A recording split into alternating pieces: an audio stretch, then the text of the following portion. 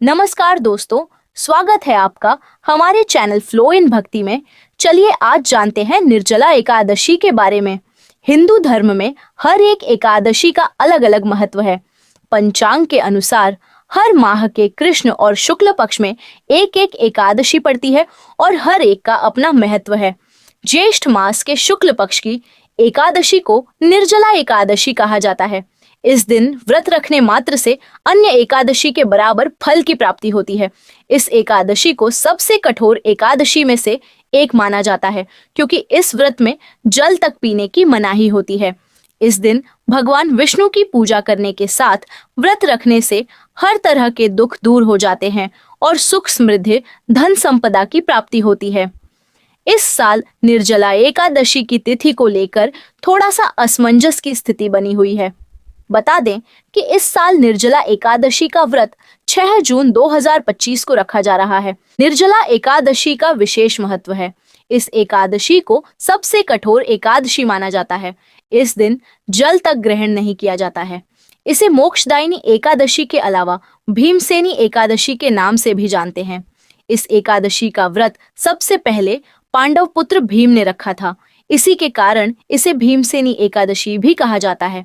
इस दिन भगवान विष्णु के साथ मां लक्ष्मी की विधिवत पूजा करने के साथ व्रत रखने से कई गुना अधिक पुण्य की प्राप्ति होती है। कई तरह के अनजाने में किए गए पापों से मुक्ति मिल जाती है और सुख समृद्धि धन ऐश्वर्य की प्राप्ति होती है। इस दिन अपनी जरूरत के हिसाब से जल, वस्त्र, धन, भोजन आदि का दान अवश्य करना चाहिए। निर्जला एकादशी को भीमसेनी एकादशी भी कहा जाता है।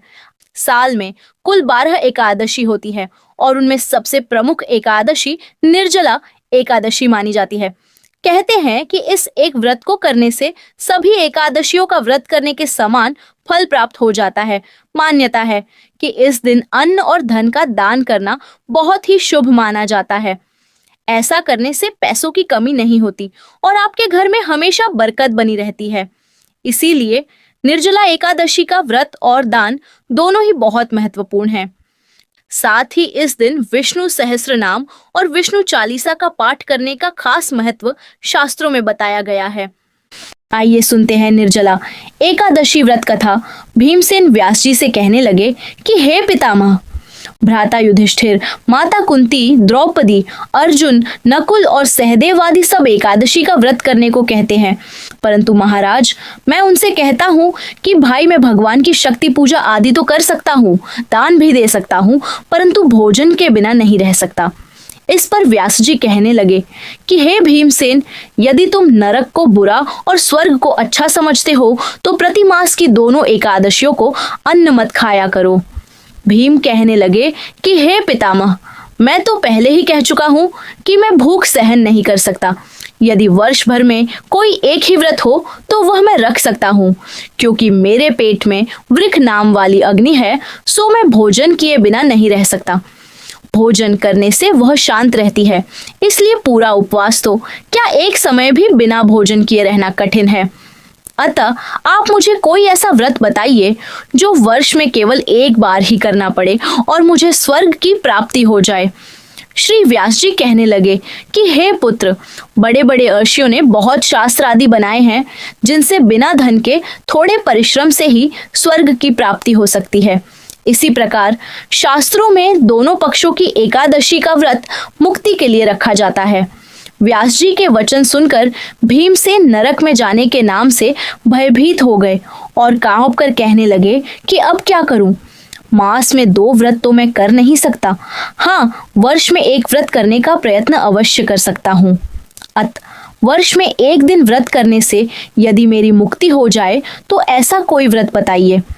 यह सुनकर व्यास जी कहने लगे कि वृषभ और मिथुन की संक्रांति के बीच ज्येष्ठ मास के शुक्ल पक्ष की जो एकादशी आती है उसका नाम निर्जला है। तुम उस एकादशी का व्रत करो। इस एकादशी के व्रत में स्नान और आचमन के सिवा जल वर्जित है।